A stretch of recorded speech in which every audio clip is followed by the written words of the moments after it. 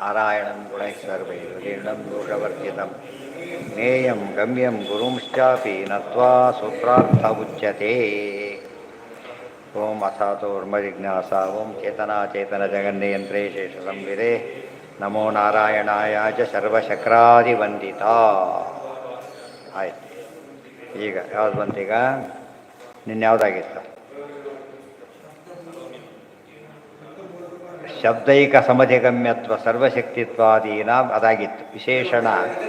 ವಿಶೇಷಾಣ ಅದರ್ಶನಂ ಜೀವೇ ನ ಜೀವಾದ್ ವಿಶೇಷಾದರ್ಶನಂ ಪರಮೇಶ್ವರೇ ವಿಶೇಷ ಶ್ರುತೇರೇವ. ಆದ್ದರಿಂದ ಐಕ್ಯ ಹೇಳೋದಕ್ಕೆ ಬರೋದಿಲ್ಲ. ಪರಮಾತ್ಮನ ಬಗ್ಗೆ ಏನೇನು ಕೇಳ್ತೇವೆ ಎಲ್ಲ ಕೂಡ ನಮ್ಮಲ್ಲಿ ಇಲ್ಲೇ ಇಲ್ಲ ಅಂತ ಗುಣಗಳು. ನಮ್ಮಲ್ಲಿರೋ ನಮಗೆ ಅನುಭವಿಸಿದ್ದ. ನಾವು ಯಾರು ಕೇಳಬೇಕಾಗಿ ನಮ್ಮಲ್ಲಿ ಏನಿದೆ ಯಾರನ್ನು ಕೇಳಬೇಕಾಗಿಲ್ಲ. ಅನುಭವ ಹೇಳ್ತಾ ಇದೆ. ಅಸ್ವತಂತ್ರರು ಅಲ್ಲಿಂದ ಶುರುವಾಗುತ್ತೆ. ಅಲ್ಲಿ ಸ್ವಾತಂತ್ರ್ಯ ಇದೆ. ಆದ್ದರಿಂದ ನಾವು ಎಂದೂ ಕೂಡ ದೇವರನ್ನು ನಾವು ದೇವರಾಗಲಿಕ್ಕೆ ಸಾಧ್ಯ ಇಲ್ಲ, ದೇವರು ಸಮ ಆಗಲಿಕ್ಕೂ ಸಾಧ್ಯ ಇಲ್ಲ. ನಚ ಇವತ್ತು ಎಷ್ಟೋ ಸರ್ತಿ ಚೀಫ್ ಆಗೋದು ಅವ್ನು ಇದ್ದಾಗಲೇ ಯಾರೂ ಚೀಫ್ ಆಗಲ್ಲ, ರಿಟೈರ್ ಆಗಬೇಕು ಅವನು. ಆ ಕಾಲ ಚೀಫ್, ನಾನು ಚೀಫು ನೀನು ಚೀಫ್ ಅನ್ನಕ್ಕೆ ಬರೋಲ್ಲ. ಯಾಕೆ? ಅವ್ನು ಚೀಫ್ ಇದ್ದಾಗ ಚೀಫ್ ಆಗಿರೋದಿಲ್ಲ ಅವನು. ಇವನಾಗೋದಕ್ಕೆ ಅವನಿರೋ ರಿಟೈರ್ ಆಗಿರ್ತಾನೆ ಆಗಲೇ.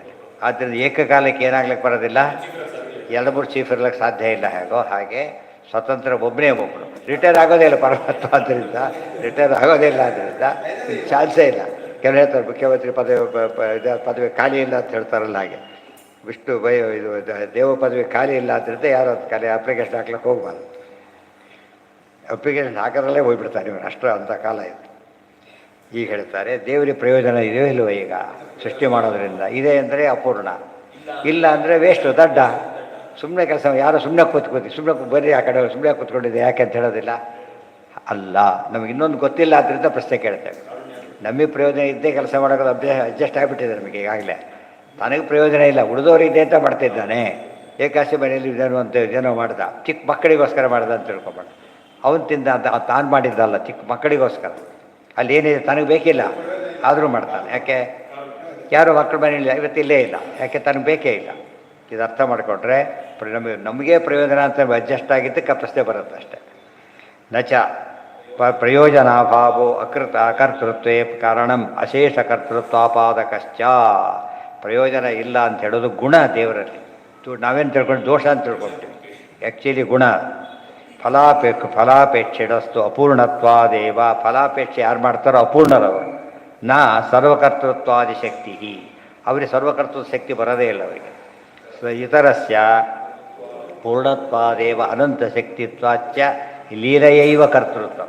ಆಗೊಂದು ಪ್ರಶ್ನೆ ಬಂತು. ಆಯಿತು, ಪ್ರಯೋಜನ ಇಲ್ಲ ಇದ್ದರೆ ಎರಡು ಪ್ರಾಬ್ಲಮ್ ಬರುತ್ತೆ. ಪ್ರಯೋಜನ ಇದ್ದರೆ ಏನೋ ಅಂತ ನೋಡಿ ಆಯ್ತು. ಈಗ ಪ್ರಯೋಜನ ಇಲ್ಲ ಅಂದರೆ ಏನು ಹೇಳಬೇಕಾಗ? ತನಗಿಲ್ಲ, ಇನ್ನೊಬ್ಬರಿಗಿದೆ ಅಂತ ಆಯಿತು. ಏನೇ ಇನ್ನೊಬ್ಬರಿಗಿದೆ ಅಂತ ಅಷ್ಟು ಒದ್ದಾಡಬೇಕಾ? ಎಷ್ಟೋ ಡಾಕ್ಟ್ರುಗಳೇ ದೊಡ್ಡ ಕ್ಯೂ ಇದ್ದಾಗೆ ನಾವು ಮನುಷ್ಯರು, ನಮಗೆ ರೆಸ್ಟ್ ಬೇಡವಾ, ಹೋಗಿ ಅಂತ ಬೈದು ಕಳಿಸ್ಬಿಡ್ತಾರೆ. ಯಾಕೆ? ಆಯಾಸ ಆಗಿದೆ. ಸೊ ದೇವರಿಗೆ ಆಗ್ಬೋದಾದರೆ ಲೀಲಯ, ಅದು ಉತ್ತರ ಕೊಡಿ. ಲೀಲಯ ಲೋಕವತ್ತು ಲೀಲಾ ಕೈವಲ್ಯ. ಪ್ರಯೋಜನ ಇಲ್ಲ, ಆದರೂ ಎಫರ್ಟ್ಲೆಸ್ ಮಾಡಿದಾಗ ಅದು ಭಾರ ಅನಿಸೋದಿಲ್ಲ. ಕಷ್ಟಪಟ್ಟು ಮಾಡಿದಾಗ ಏನಾಗುತ್ತದು? ಈ ಬುದ್ಧಿ ಇಲ್ಲ, ಅವರು ನೀನಾಗಿ ಸಾಯ್ತಿ ಅಂತ ಕೇಳ್ತಾರೆ. ದೇವರಿಗೆ ಪ್ರಶ್ನೆನೇ ಲೀಲಯ ಮಾಡ್ತಾನೆ. ಏನು ದೇವ್ರ ಶಕ್ತಿ ಎಷ್ಟಿದೆ ಅಂತ ಕೇಳಿದರೆ ವಾಯುದೇವರ ಶಕ್ತಿನೇ ತೊಗೋಬೇಡ. ಮೊದಲು ಇದು ಭಾವಪ್ರಕಾಶ್ ಹೇಳ್ತಾರೆ, ಅವ್ರು ನಿಜವಾದ ಶಕ್ತಿ ತೋರಿಸಲೇ ಇಲ್ಲ ಸರ್ತಿ ಕೂಡ ಅಂತ ಹೇಳಿ. ಅವ್ರು ತೋರಿಸಿದ್ದೆಲ್ಲ ಎಷ್ಟದು? ಇವತ್ತು ತರಕಾರಿ ವ್ಯಾಪಾರ ಮಾಡೋನು ಸೈಟ್ ಮಾಡಿ ಹೋಗ್ತಾನೆ, ತೊಗೊಂಡೋಗ್ತಾನ? ಇಲ್ಲ. ಆಚಾರ್ಯ ಅಂಥವು ಎಷ್ಟು ಶಕ್ತಿ ಇದೆ ಅಂದರೆ ಅವರಿಗೆ ಇದೆಲ್ಲ ಚಿಲ್ಲರೆ ಲೆಕ್ಕ ಇದ್ದಾಗಲೇ ಅಷ್ಟು ಮಾಡಿದ್ದೆಲ್ಲ ಕೂಡ. ಅಲ್ಲಿ ಹೇಳಿ ಸಾಮರ್ಥ್ಯಾಂಶಮೇವಾತ್ರ ಪ್ರಾದುಶ್ಚಕ್ರೇ ಜಗದ್ಗುರು. ರಿಯಲ್ ಕೆಪಾಸಿಟಿ ಏನಿದೆಯಲ್ಲ ಆ ಕೆಪಾಸಿಟಿ ಎಷ್ಟು ತೋರಿಸಿದ್ರು ಅವರು? ಫ್ರ್ಯಾಕ್ಷನ್ ಆಫ್ ಎ ಫ್ರ್ಯಾಕ್ಷನ್, ಅಂಶಾಂಶಮೇವ. ಫುಲ್ ತೋರಿಸಲೇ ಇಲ್ಲ ಅವರು. ಇದು ಹಿರಿಮೆ. ಇವು ಜೀವೋತ್ತಮರಾಗೇ ಹೀಗಿದ್ದಾಗ ಪರಮಾತ್ಮ ಎಷ್ಟು ತೋರಿಸ್ತಾನೆ? ಆಗ ಆಲ್ಮೋಸ್ಟ್ ನೆಗ್ಲಿಜಿಬಲ್. ದೇವ್ರು ಒಟ್ಟು ಶಕ್ತಿ ಬಂದು ಬಾರಿಸೋದಿಲ್ಲ. ಏನದು? ಆ ಥರ ಇರೋದ್ರಿಂದ ಸಮಸ್ಯೆ ಬರೋದಿಲ್ಲ. ಅದನ್ನು ಯೋಚನೆ ಮಾಡಬೇಕು. ಇಲ್ಲ ಆ ಪ್ರಶ್ನೆ ಉಳ್ಕೊತಿತ್ತು. ಪ್ರಯೋಜನ ಬೇಡ ಬಿಡಿ, ಆಯಾಸ ಅಂತ ಆಗುತ್ತಲ್ಲ ದೇವರಿಗೆ ಅಂದರೆ ನೆಕ್ಸ್ಟ್ ನೆಕ್ಸ್ಟ್ ಸೂತ್ರನೇ ಲೋಕವತ್ತು ಲೀಲಾ ಕೈವಲ್ಯಮ್ಮು. ಅದಕ್ಕೆ ಲೀಲಾ ಮಾನುಷ ವಿಗ್ರಹ.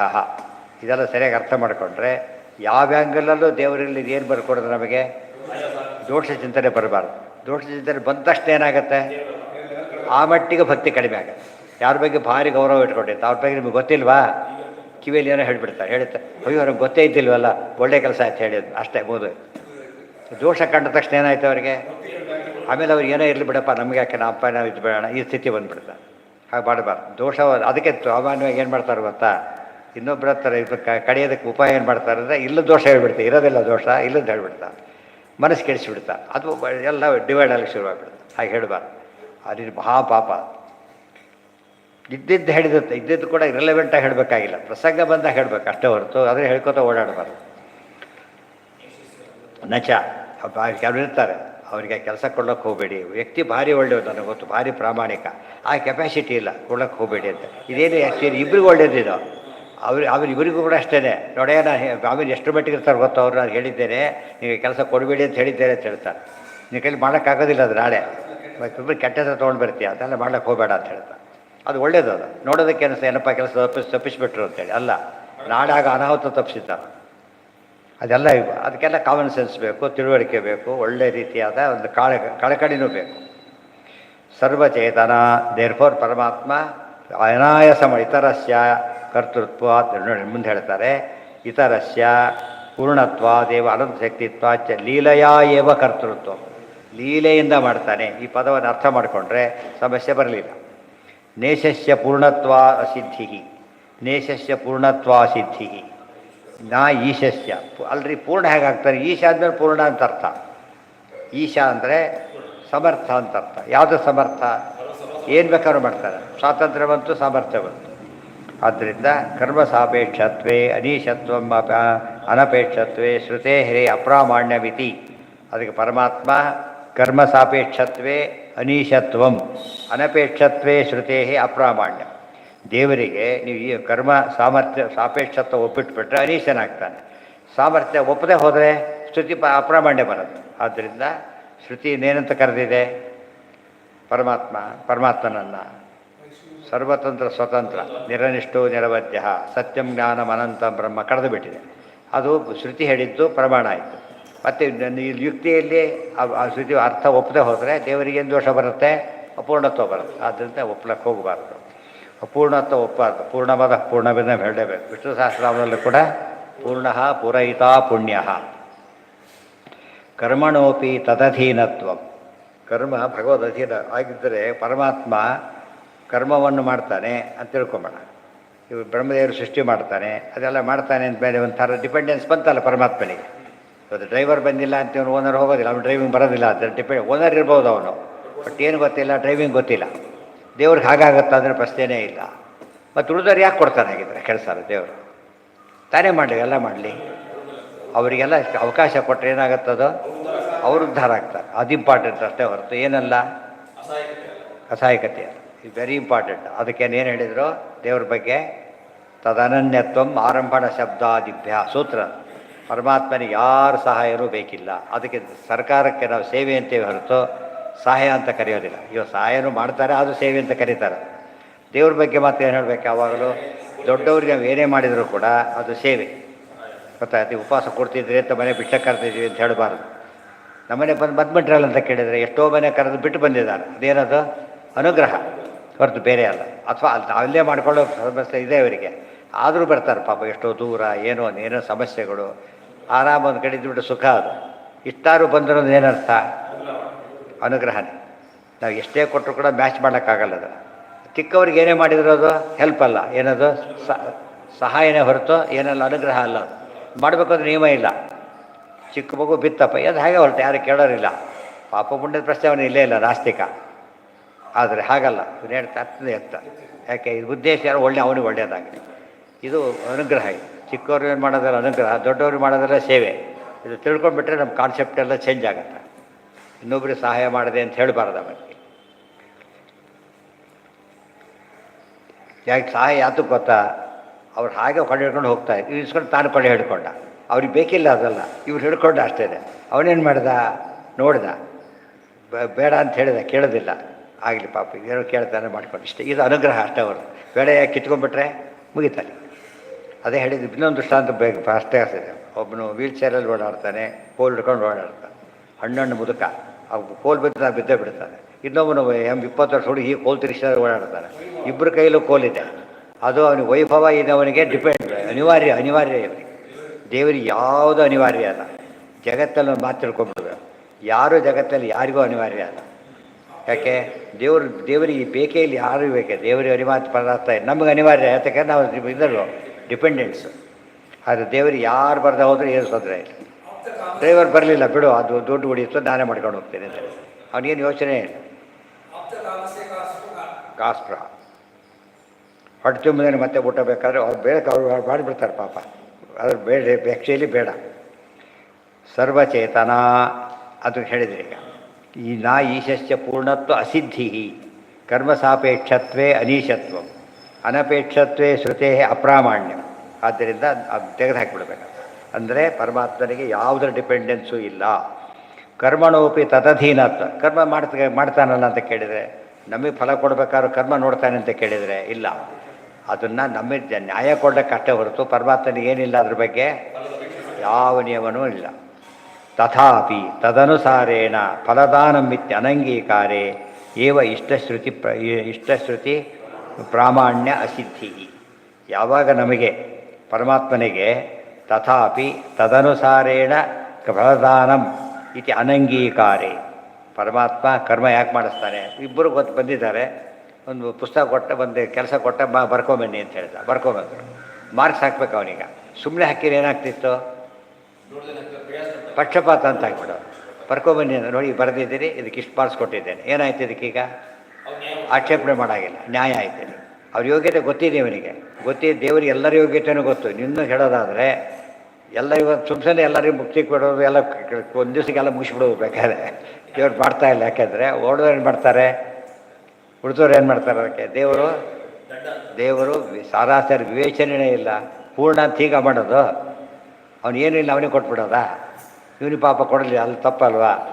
ಈ ಪ್ರಶ್ನೆಗೆ ಅವಕಾಶ ಇಲ್ಲ. ಸಾಧನೆ ಮಾಡಿಸೇ ಕೊಟ್ಟಾಗ ಏನಾಗುತ್ತೆ, ಅಲ್ಲಿಗೆ ನ್ಯಾಯ ಬರೋದು. ಇವತ್ತು ಮೇಷ್ಟಿಗೆ ಈ ಥರ ಸ್ವಾತಂತ್ರ್ಯ ಕೊಟ್ಟಿದ್ರೆ, ಇಷ್ಟ ಬಂದವನು ಪಾಸ್ ಮಾಡಿ ಅಂತ ಕೊಟ್ಟಿದ್ರೆ ಏನಾಗ್ತಿತ್ತು? ಅನಿಷ್ಟರೆಲ್ಲ ಸೇರ್ಕೊಂಡ್ಬಿಡ್ತಿತ್ತು.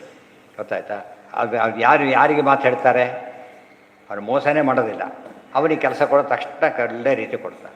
ಅವ್ನು ಬೇರೆ ಸೆಲ್ಫ್ ಇಂಟ್ರೆಸ್ಟ್ ಇಲ್ಲೇ ಆದ್ದರಿಂದ ಅವನೇ ನಿಶ್ಚಿಂತೆ ಮಾಡ್ತಾನೆ. ವೆಸ್ಟೆಡ್ ಇಂಟ್ರೆಸ್ಟ್ ಇದ್ದರೆ ಬರೋದು, ದೇವರಿಗೆ ಅದಿಲ್ಲ. ನೆಕ್ಸ್ಟ್ ಅಪೂರ್ಣೋಯಂ ಸರ್ವಚೇತನ ಅಪೂರ್ಣ ಗುಣ ಇತಿ ನಿಯಮೋನ. ಒಂದು ಪ್ರಶ್ನೆ ಮಾಡಿದ.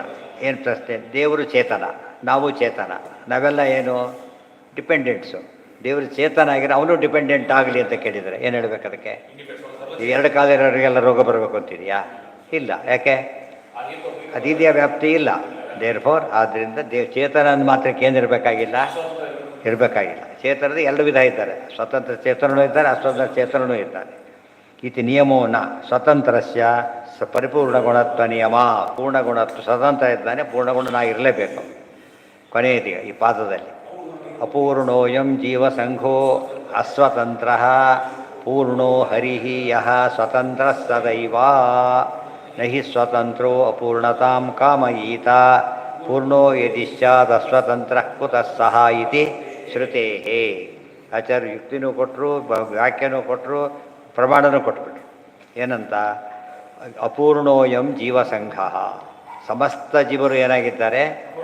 ಸ್ಟಾಫ್ ಅಂತಷ್ಟೇ ಮುಗಿತಲ್ಲಿಗೆ. ಸ್ಟಾಫ್ ಅಂತಷ್ಟೇ ಏನಾಯ್ತು? ಅವನು ಇವನಲ್ಲ, ಓನರ್ ಅಲ್ಲ. ಅದು ಸ್ಟಾಫ್ ಮೀನ್ಸ್ ಓನರ್ ಅಲ್ಲ. ಆಯಿತಾ? ಅದೇ ರೀತಿ ಜೀವಸಂಘ ಅಂದ ತಕ್ಷಣ ಅಪೂರ್ಣತೆ ಬಂತು. ಸ್ವತಂತ್ರ ಪೂರ್ಣ ಹರಿಹಿ. ಪರಮಾತ್ಮ ಏನಾಗಿದ್ದಾನೆ? ಜೀವನಲ್ಲ ಅವನು, ಅದಕ್ಕೆ ಹರಿ ಸ್ವತಂತ್ರನಾಗಿದ್ದಾನೆ. ಹೇಗೆ ಅಸ್ವತಂತ್ರ ಮಹಾಲಕ್ಷ್ಮಿ ಇದ್ದಾರೆ. ಸ್ವತಂತ್ರ ಸದೈವ, ಯಾವಾಗಲೂ ಸ್ವತಂತ್ರನಾಗಿದ್ದಾನೆ. ನಹಿ ಸ್ವತಂತ್ರೋ ಅಪೂರ್ಣತಾಂ ಕಾಮಯೀತ ನಿಯಮ. ಸ್ವತಂತ್ರನಾದವನು ಯಾವಾಗಲೂ ಕೂಡ ಅಪೂರ್ಣತ್ವವನ್ನು ಇಷ್ಟಪಡ್ತಾನ. ಅಪೂರ್ಣತೆ ಇಷ್ಟಪಡೋದು ದೋಷ, ಪೂರ್ಣತೆ ಇಷ್ಟಪಡೋದು ಗುಣ. ಆದ್ದರಿಂದಾಗಿಯೇ ಪೂರ್ಣನಾಗಿದ್ದ ಎಲ್ಲ ಅವನ ಹತ್ರ ಇದೆ. ಕಾಮಯೀತ ಪೂರ್ಣೋ ಯದಿ ಸ್ಯಾತ್ ಅಸ್ವತಂತ್ರ ಕುತಃ ಸಹ. ಅಂದರೆ ಪೂರ್ಣ ಇಜಿಕೊಟ್ಟು ಸ್ವತಂತ್ರ, ಸ್ವತಂತ್ರ ಇಜಿಕೊಟ್ಟು ಪೂರ್ಣ, ಅಸ್ವತಂತ್ರ ಇಜಿಕೊಟ್ಟು ಅಪೂರ್ಣ, ಅಪೂರ್ಣ ಇಜಿಕೊಟ್ಟು ಅಸ್ವತಂತ್ರ. ಆದ್ದರಿಂದ ದೇವರು ಪೂರ್ಣ ಅಂತ ಹೇಳಿದ ಮೇಲೆ ಎಲ್ಲ ಪ್ರಶ್ನೆಗೆ ಉತ್ತರ ಬಂದ, ಪದದೊಳಗೆ ಉತ್ತರ ಬಂದೋಯ್ತು. ಗುಣಪೂರ್ಣ, ದೋಷ ದೂರ, ಎಷ್ಟು ಬೇಕಾದ್ರೆ ಹೇಳಿ ಆ ಪೂರ್ಣ ಶಬ್ದಕ್ಕೆ ನ್ಯಾಯ ಸಿಗಬೇಕು ಅಷ್ಟೇ. ಅಲ್ಲಿಗೆ ಅಧಿಕರಣ ಪಾದ ಮುಗೀತು. ಇದು ಶ್ರೀಮದ್ ಆನಂದತೀರ್ಥ ಭಗವತ್ಪಾದಾಚಾರ್ಯ ವಿರಚಿತೆ ಶ್ರೀಮದ್ ಬ್ರಹ್ಮಸೂತ್ರ ಅದು ವ್ಯಾಖ್ಯಾ ನ್ಯಾಯ ವಿವರಣೆ ದ್ವಿತೀಯಾಧ್ಯಾಯಸ್ಯ ಪ್ರಥಮ ಪಾದ.